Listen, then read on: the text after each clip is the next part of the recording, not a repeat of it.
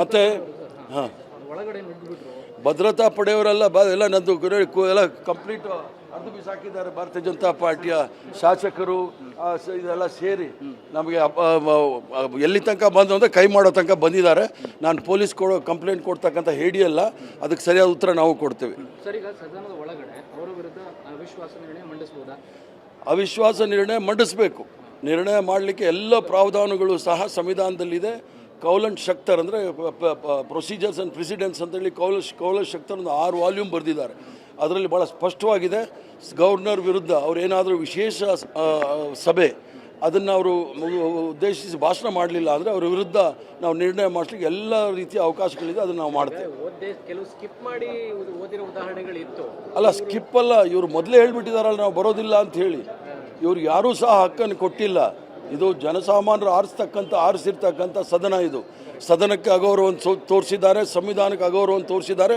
ಇವರು ಒಂದೇ ಒಂದು ಗಳಿಗೆ ಸಹ ರಾಜಭವನದಲ್ಲಿ ಇರ್ತಕ್ಕಂಥ ಯೋಗ್ಯತೆ ಉಳಿಸ್ಕೊಂಡಿಲ್ಲ. ಇವರು ಇಲ್ಲಿಂದ ತೊಲಗಬೇಕು. ಇವರು ರಾಜ್ಯಪಾಲರ ವಿರುದ್ಧ ರಾಷ್ಟ್ರಪತಿಗಳಿಗೂ ದೂರು ಕೊಡಬಹುದು, ಅವಕಾಶಗಳಿದ್ದಾವೆ. ಅದು ನಮ್ಮ ಮುಖ್ಯಮಂತ್ರಿಗಳು ತೀರ್ಮಾನ ತೆಗೆದುಕೊಳ್ಬೇಕು. ಅವ್ರು ಏನು ಮಾಡ್ತಾರೆ ಅದ್ರ ಮೇಲೆ ನಾವು ತೀರ್ಮಾನ ತಗೊಳ್ತೇವೆ.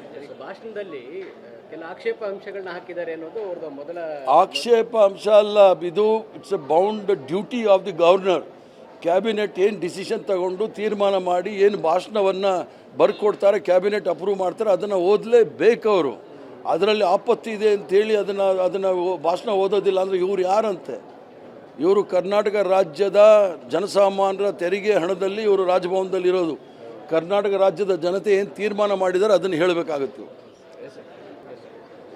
ಮತ್ತೆ ಹಾಂ, ಭದ್ರತಾ ಪಡೆಯವರೆಲ್ಲ ಎಲ್ಲ ನಂದು ಎಲ್ಲ ಕಂಪ್ಲೀಟ್ ಅರ್ಧ ಬಿಸಾಕಿದ್ದಾರೆ. ಭಾರತೀಯ ಜನತಾ ಪಾರ್ಟಿಯ ಶಾಸಕರು ಇದೆಲ್ಲ ಸೇರಿ ನಮಗೆ ಎಲ್ಲಿ ತನಕ ಬಂದು ಅಂದರೆ ಕೈ ಮಾಡೋ ತನಕ ಬಂದಿದ್ದಾರೆ.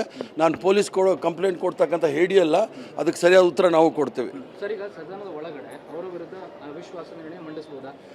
ಅವಿಶ್ವಾಸ ನಿರ್ಣಯ ಮಂಡಿಸಬೇಕು. ನಿರ್ಣಯ ಮಾಡಲಿಕ್ಕೆ ಎಲ್ಲ ಪ್ರಾವಧಾನಗಳು ಸಹ ಸಂವಿಧಾನದಲ್ಲಿದೆ. ಕೌಲ್ ಶಕ್ತರ್ ಅಂದರೆ ಪ್ರೊಸೀಜರ್ಸ್ ಆ್ಯಂಡ್ ಪ್ರೆಸಿಡೆನ್ಸ್ ಅಂತೇಳಿ ಕೌಲ್ ಶಕ್ತರ್ ಒಂದು 6 ವಾಲ್ಯೂಮ್ ಬರೆದಿದ್ದಾರೆ. ಅದರಲ್ಲಿ ಭಾಳ ಸ್ಪಷ್ಟವಾಗಿದೆ, ಗವರ್ನರ್ ವಿರುದ್ಧ ಅವರೇನಾದರೂ ವಿಶೇಷ ಸಭೆ ಅದನ್ನು ಅವರು ಉದ್ದೇಶಿಸಿ ಭಾಷಣ ಮಾಡಲಿಲ್ಲ ಅಂದರೆ ಅವರ ವಿರುದ್ಧ ನಾವು ನಿರ್ಣಯ ಮಾಡಲಿಕ್ಕೆ ಎಲ್ಲ ರೀತಿಯ ಅವಕಾಶಗಳಿದೆ, ಅದನ್ನು ನಾವು ಮಾಡ್ತೇವೆ.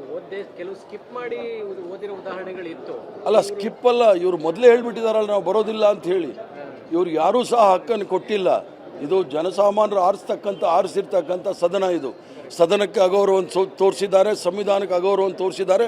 ಇವರು ಒಂದೇ ಒಂದು ಗಳಿಗೆ ಸಹ ರಾಜಭವನದಲ್ಲಿ ಇರ್ತಕ್ಕಂಥ ಯೋಗ್ಯತೆ ಉಳಿಸ್ಕೊಂಡಿಲ್ಲ. ಇವರು ಇಲ್ಲಿಂದ ತೊಲಗಬೇಕು. ಇವರು ರಾಜ್ಯಪಾಲರ ವಿರುದ್ಧ ರಾಷ್ಟ್ರಪತಿಗಳಿಗೂ ದೂರು ಕೊಡಬಹುದು, ಅವಕಾಶಗಳಿದ್ದಾವೆ. ಅದು ನಮ್ಮ ಮುಖ್ಯಮಂತ್ರಿಗಳು ತೀರ್ಮಾನ ತೆಗೆದುಕೊಳ್ಬೇಕು. ಅವ್ರು ಏನು ಮಾಡ್ತಾರೆ ಅದ್ರ ಮೇಲೆ ನಾವು ತೀರ್ಮಾನ ತಗೊಳ್ತೇವೆ. ಭಾಷಣದಲ್ಲಿ ಕೆಲ ಆಕ್ಷೇಪ ಅಂಶಗಳನ್ನ ಹಾಕಿದ್ದಾರೆ ಅನ್ನೋದು ಅವ್ರದ್ದು ಮೊದಲ ಆಕ್ಷೇಪ ಅಂಶ ಅಲ್ಲ. ಇದು it's A bound duty of the governor. Cabinet ಏನು ಡಿಸಿಷನ್ ತಗೊಂಡು ತೀರ್ಮಾನ ಮಾಡಿ ಏನು ಭಾಷಣವನ್ನು ಬರ್ಕೊಡ್ತಾರೆ, ಕ್ಯಾಬಿನೆಟ್ ಅಪ್ರೂವ್ ಮಾಡ್ತಾರೆ, ಅದನ್ನು ಓದಲೇಬೇಕು ಅವರು. ಅದರಲ್ಲಿ ಆಪತ್ತಿ ಇದೆ ಅಂತೇಳಿ ಅದನ್ನು ಭಾಷಣ ಓದೋದಿಲ್ಲ ಅಂದರೆ ಇವರು ಯಾರಂತೆ? ಇವರು ಕರ್ನಾಟಕ ರಾಜ್ಯದ ಜನಸಾಮಾನ್ಯರ ತೆರಿಗೆ ಹಣದಲ್ಲಿ ಇವರು ರಾಜಭವನದಲ್ಲಿ ಇರೋದು.